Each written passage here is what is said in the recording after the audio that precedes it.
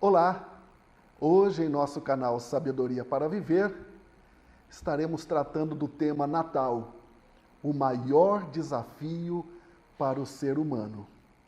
E para que a gente possa discorrer sobre esse tema, eu quero trazer aqui à memória um texto escrito pelos Evangelhos, Evangelho segundo escreveu Mateus, capítulo de número 6, dos versos 19 até o 21, nós temos aqui o próprio aniversariante que está nos direcionando esta mensagem. Ele diz: não acumulem para vocês tesouros na terra, onde a traça e a ferrugem destroem, e onde os ladrões arrombam e furtam. Mas acumulem para vocês tesouros no céu, onde a traça e a ferrugem não destroem, e onde os ladrões não arrombam e nem furtam. Pois onde estiver o seu tesouro, aí também estará o seu coração. Que leitura interessante, não é mesmo? Um chamado, uma advertência, um momento de introspecção que o aniversariante nos chama aqui a ter. Pois onde estiver o seu tesouro, aí também estará o seu coração. Finalmente, depois de um ano que parecia se arrastar para passar, estava pensando que vai chegar o carnaval e não chega o Natal, não é mesmo? Um ano difícil, um ano pesado, com muitas percas, mas também com muitos aprendizados. E aí, finalmente podemos dizer, é Natal, é Natal. Mas alguém diria, e daí? E daí? Um Natal a mais, um Natal a menos, que diferença isso faz? Outros diriam, isso é apenas um motivo para aumentar a venda no comércio, pois não existe mais o verdadeiro sentido do Natal. Muitos estão com esse pensamento. Agora, eu penso que o desafio para nós que cremos em Deus é justamente esse, resgatar o verdadeiro propósito do Natal. É resgatar, é trazer, é atualizar para os dias que estamos vivendo a verdadeira motivação que levou Deus a irromper na história da humanidade para mudá-la, para transformá-la, dando a ela uma esperança concreta de salvação e redenção. Portanto, Natal é investir em vidas, Natal é crer e investir no reino de Deus, Natal é descortinar um horizonte mais amplo do que aquele visto pelos olhos humanos. É sobre isso que eu quero falar nesse vídeo. Porque nós estamos vivendo aqui uma dualidade. A sociedade atual vive uma dualidade, uma humanidade empobrecida pelo pecado que vai se destoando ano após ano do verdadeiro Natal.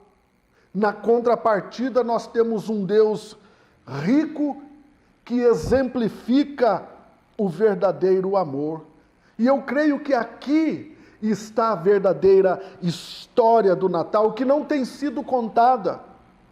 Um Deus rico que empobrece-se a si mesmo para que a humanidade pudesse enriquecer, readquirindo o verdadeiro propósito da vida. Assim sendo, concluímos que Natal é investir em vidas. Agora, algo me leva aqui a pensar e a repensar, porque o nosso desafio não é somente redescobrir o sentido do Natal, mas principalmente imitar aquele que nos deu o Natal. Aqui está o grande paradigma, aqui está o grande desafio, não apenas redescobrir o sentido do Natal, mas imitar aquele que nos deu o Natal. Talvez quando nós fizemos a leitura lá no início, você ainda esteja aqui matutando, dizendo que o texto lido aparentemente não tem nada a ver com o Natal. Mas eu diria que é um mero engano, pois na verdade ele resume tudo o que o Natal realmente é. Permita-me ajudá-lo a entender isto numa breve análise dessas palavras de Jesus. Vamos lá então. Primeiro, Jesus menciona sobre somente 2 lugares possíveis para juntar bens e riquezas: terra e céu. Só 2 lugares. Na terra, adverte ele, esses bens vão se acabar, pois eles são de natureza essencialmente perecíveis. É, portanto, um absurdo no pensar de Jesus que alguém ocupe toda a sua vida, toda a sua energia, disposição, tempo para acumular coisas que vão se acabar. Em contrapartida, nós temos o céu. E no céu, ensina Jesus, os bens e tesouros acumulados não vão sofrer dos problemas que atingem os bens terrenos.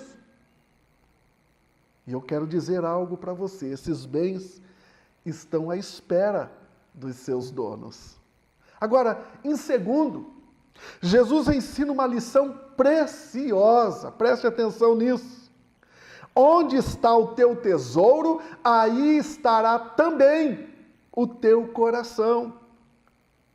Eu quero trazer aqui alguns exemplos de homens e mulheres que entenderam o verdadeiro sentido do Natal e não apenas redescobriram o verdadeiro sentido do Natal, mas imitaram aquele que é o verdadeiro Natal.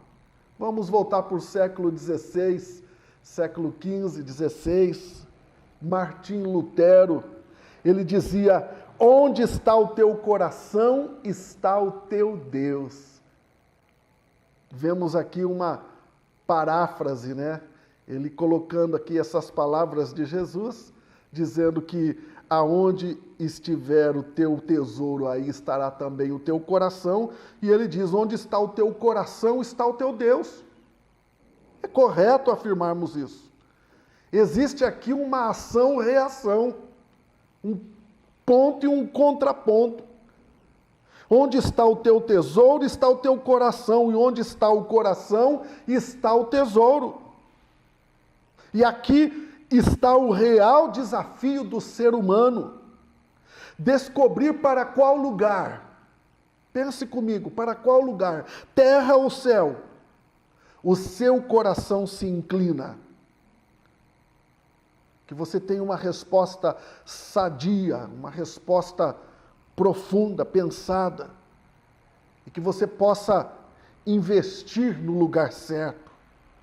Nós já vimos aqui o exemplo no próprio Deus, que tinha o seu coração comprometido com o ser humano, a ponto dele investir o seu único filho. Guarde isso. Investiu o seu único filho para mostrar a seriedade do seu compromisso. Um outro exemplo que nós podemos extrair na história da humanidade, 1700 a 1760, lá na Morávia, lá os moravianos, um conde chamado Nicholas Zinzendorf, homem rico, formado em direito, que quando vê a necessidade de irmãos que eram peregrinos e perseguidos por causa da piedade, ele compra uma fazenda e torna esta fazenda em um lugar de refúgio. Aquelas pessoas que foram atendidas, socorridas, servidas, tal foi o impacto do verdadeiro Natal na vida delas, que se tornaram os mais ativos missionários que a história jamais conheceu. Jamais conheceu. Quero desafiá-lo, convido você a conhecer mais de perto a vida do conde Nicholas Zinzendorf e o seu projeto de vida, 100 anos de oração. 100 anos de oração. Alguns deles foram tão impactados, e no afã de tentar alcançar os escravos, aquelas pessoas que estavam à margem da sociedade, que só tinham um direito se tivessem de morrer, alguns se tornaram escravos, se venderam como escravos, se venderam para estar junto aos escravos, para falar do amor de Deus e do verdadeiro Natal para esses escravos. Olha que lição maravilhosa de vida. Não para por aí. Nessa mesma época de 1700 até 1730, 1800 e alguma coisa, nós temos aí uma figura mais conhecida, beatificado pela Igreja Católica, São Francisco de Assis, membro de uma família rica, vivendo frugalmente, até que tem uma experiência em Roma de viver por um dia como mendigo. Noutra ocasião, ele quebra todos os protocolos e paradigmas da religião e da sociedade e abraça um leproso. Mais tarde, ele faz uma oferta generosa para reparar a igreja de sua cidade. Como consequência dos seus atos, ele foi deserdado pelo pai. Mas a sua história não termina assim, não. Ele funda a Ordem dos Franciscanos, levando até as últimas consequências o voto de pobreza que assumiu. Nesse mesmo período, na Europa também, nós temos aí William Carey. Que biografia fantástica, pregador e professor durante o dia, sapateiro durante a noite, sem ir à escola aprender o grego, o hebraico, o latim, o holandês e o francês. Ele desenhou o mapa do mundo em couros, apontando os lugares onde os povos precisavam do evangelho. Em 1792, ele foi para a Índia, onde aprendeu o sânscrito, o bengalês, o marathi, o telugu e botânico. Esse homem, não se fala muito na história, não se fala muito, mas esse homem, guarde esse nome, William Carey, ele foi um instrumento de Deus para abolir o sutê. O que é sutê? Sutê é um ritual hindu que cremava a viúva junto com o caixão de enterro do marido.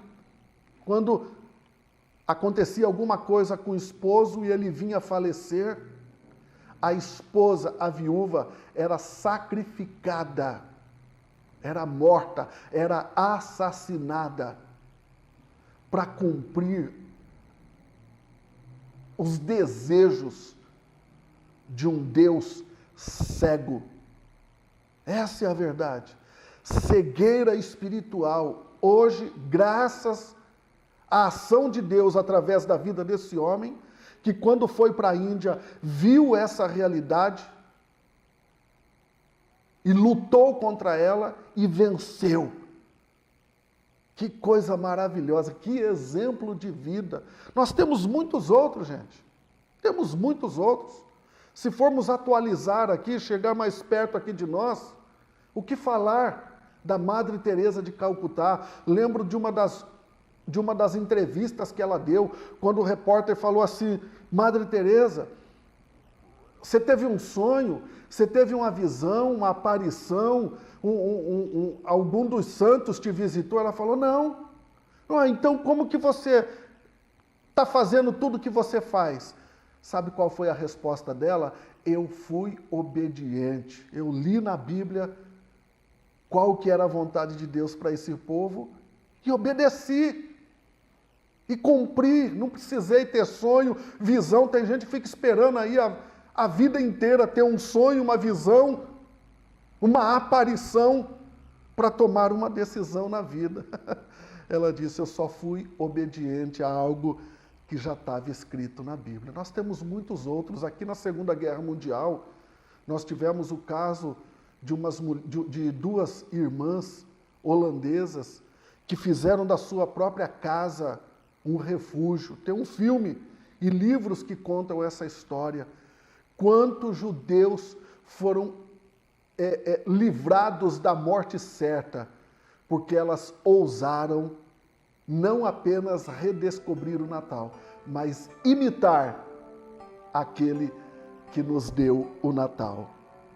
Em suma, essas pessoas se fizeram semelhantes a Deus e investiram naquilo que mais agrada a Deus, a redenção do ser humano. Natal é isso, a redenção do ser humano. Essas pessoas ajuntaram tesouros no céu, no céu. E nós podemos aqui imaginar a recepção que elas tiveram no reino celestial, quando puderam contemplar todas as pessoas que ouviram o Evangelho através de algo que elas fizeram, da imitação que elas tiveram a respeito do ser principal do Natal. Eu gostaria de concluir dizendo que nós vivemos numa época sem precedentes na história da humanidade, não é verdade?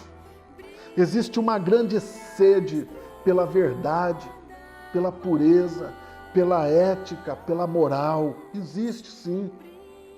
E o que Deus quer agora é pessoas que entendam o que significa o verdadeiro Natal e invistam no reino. Por quê? Porque onde está o teu tesouro, aí também estará o teu coração. Que você possa viver com sabedoria e tenham todos um feliz Natal.